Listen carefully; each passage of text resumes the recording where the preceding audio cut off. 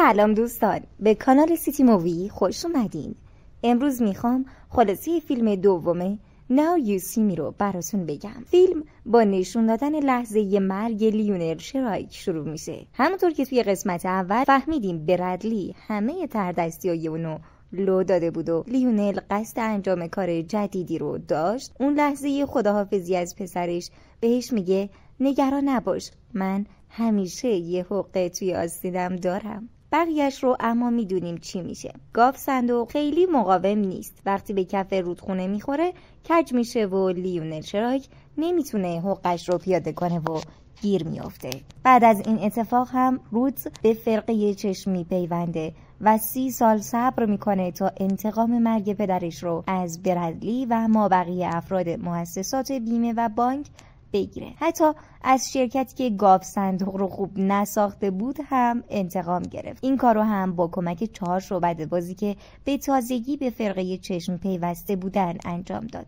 همچنان بعد از 18 ماه از این قضیه 4 سوارکار مخفیانه زندگی میکنن. هنلی حوصلش سر رفته و درخواست خروج داده و چشم پذیرفته. دنیل هم توی زیرزمین با چشم ارتباط میگیره و خواهش میکنه یه مأموریت جدید بهشون بده.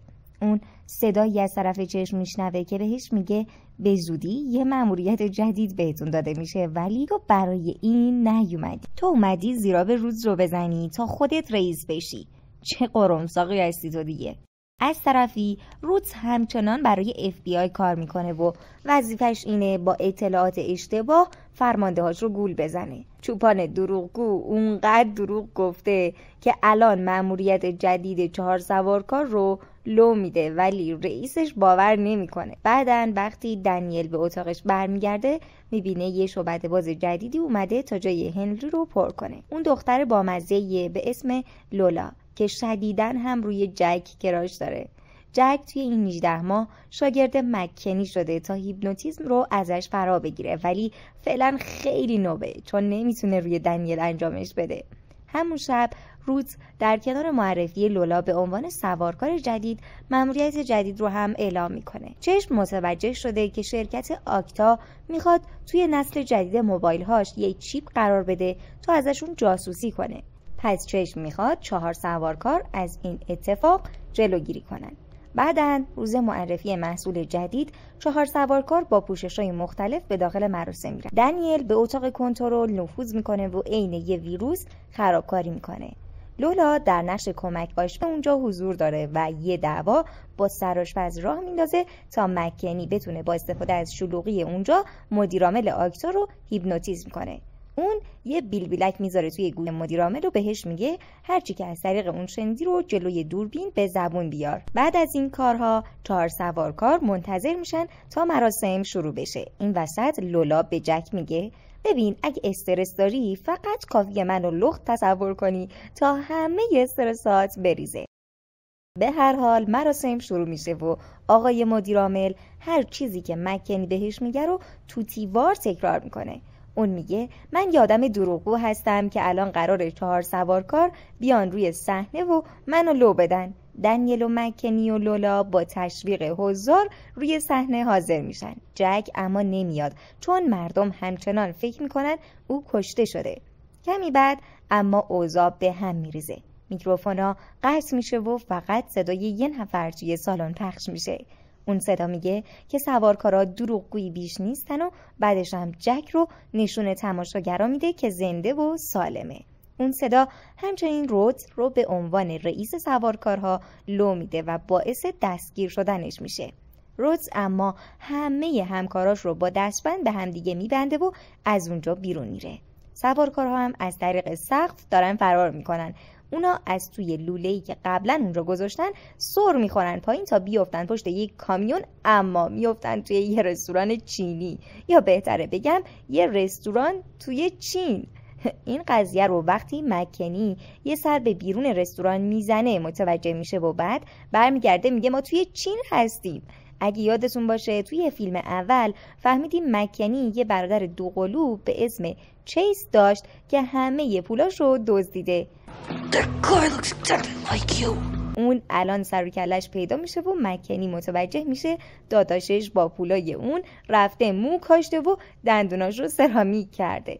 چیز هم به سبک برادر دوقلوش ملت رو هیپنوتیزم میکنه. اون به داداشش هم رحم نکرده و یه روز بعد از هیپنوتیزم کردنش وارد اتاق سوارکارا شده و همه اطلاعاتشون رو دزدیده. رئیس چیز پسریه به اسم والتر که شریک مرحوم شده یه مدیرعامل آیکتاست. البته مردنش مثل جک یه صحنه سازی بوده و بعدش به چین اومده. والتر به سوارکارا میگه برخلاف شما که عقده جلب توجه دارین، من دوست دارم از همه مخفی باشم. من از شعبده بازی خوشم نمیاد چون به نظر من بهترین جادو علمه. والتر تحقیقات زیادی روی سوارکارا انجام داده. مثلا میدونه لولا اوایل کارش به جای اینکه از توی کلاه یه خرگوش در بیاره، از توی خرگوش یه کلاه در آورده. همچنین از روی مدارک دزدیده شده متوجه نقشه سوارکارا شده و توی شرکت آکتا ضایعشون کرده. موقع سر خوردن از سقف هم با یه روش علمی که نفهمیدم چیه بیهوششون کرده. بعد فقط کافی بوده با هواپیما اونا رو به چین بیاره. والتر ازشون میخواد چیپ شرکت آلتا رو بدزدن و چون اختراع خودش بوده و یه جورایی شریکش بهش خیانت کرده این درخواست رو ازشون داره. این چیپه میتونه همه موبایل ها رو هک کنه. توی کامپیوتر هم میره روی آنتی ویروس میشینه و حتی به فایروال هم نفوذ میکنه. جک میگه ما دزدی نمیکنیم مگه اینکه رئیسمون رودز ازمون بخواد.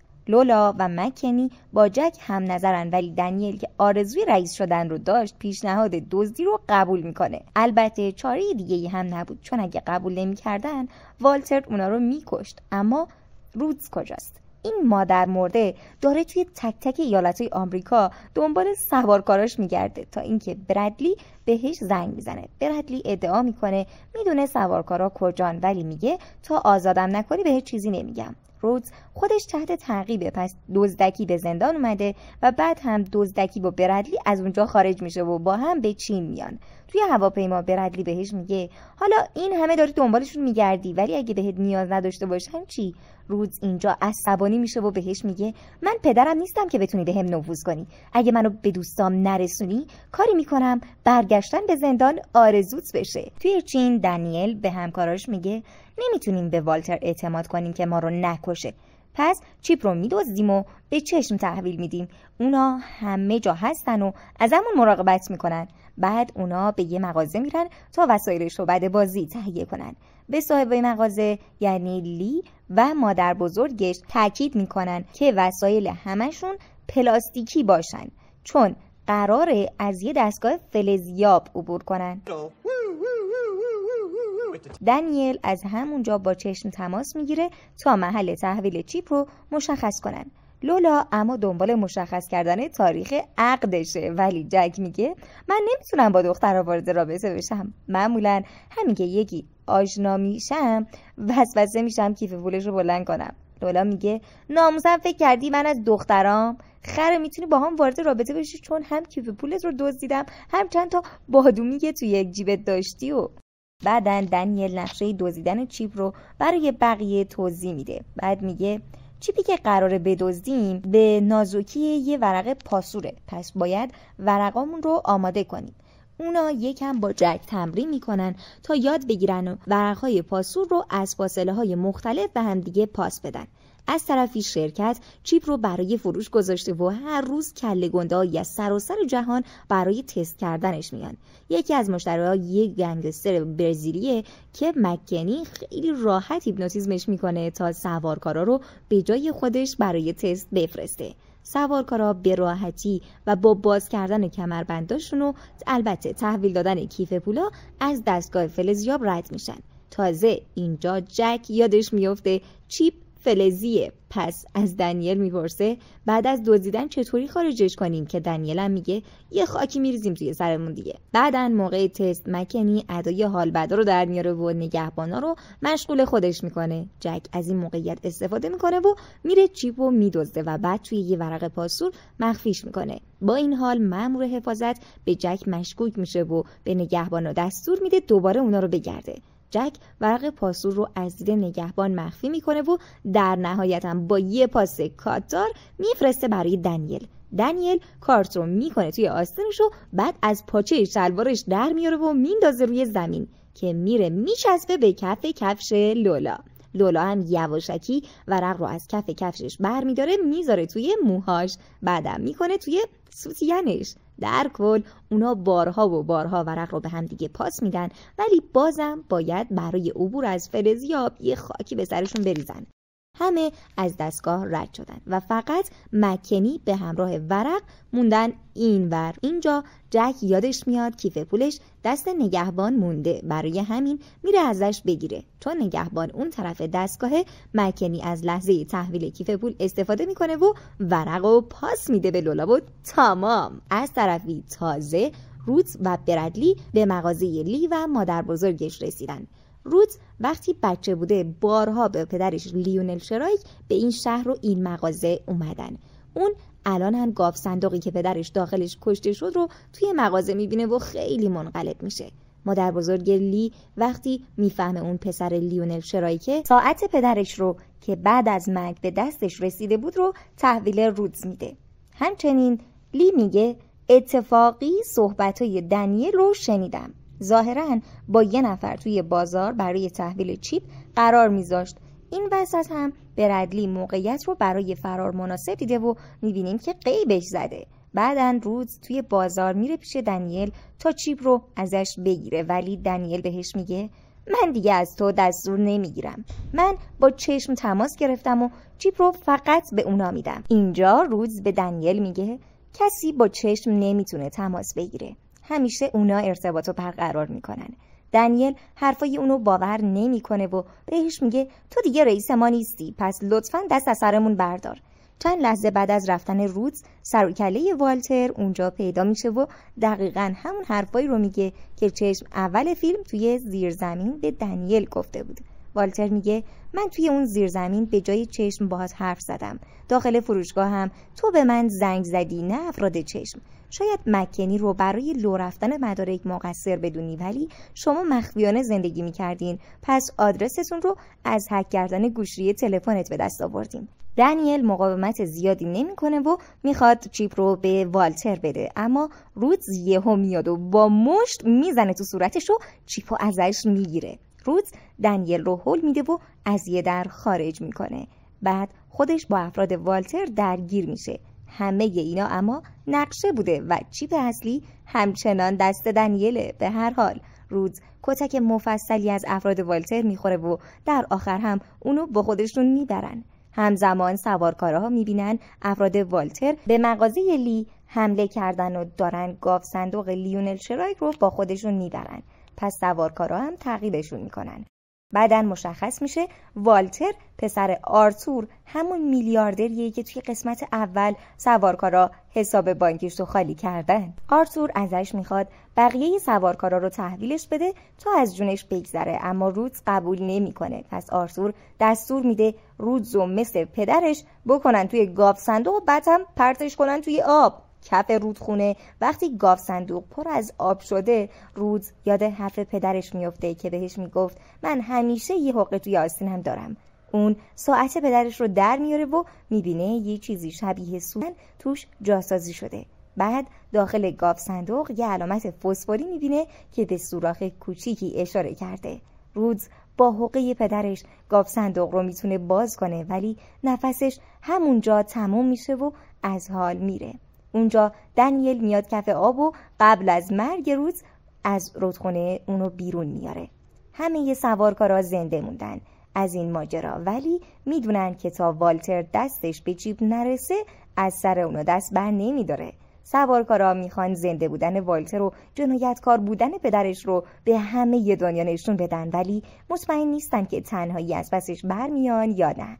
اینجا لی و مادر بزرگش که عضو فرقه چشم هستن اعلام آمادگی میکنن برای کمک. از طرفی آرتور هم دنبال سوارکاراست تا ازشون انتقام بگیره. به خیال خودش رود رو کشته و الانم از برادلی میخواد بقیه رو پیدا کنه. یه شب سوارکارا توی یوتیوب اعلام میکنن که برای شب کریسمس نمایش ویژه‌ای توی لندن برگزار میکنن.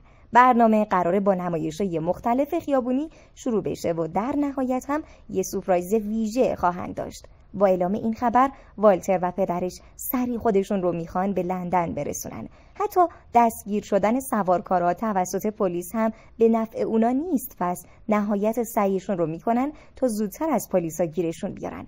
هر سوارکار توی یه خیابون مردم زیادی رو اطراف خودش جمع کرده و دارن سرگرمشون میکنن. تنها سوارکاری که در حال اجرای نمایش نیست مکنیه که داره برای خودش ول میچرخه.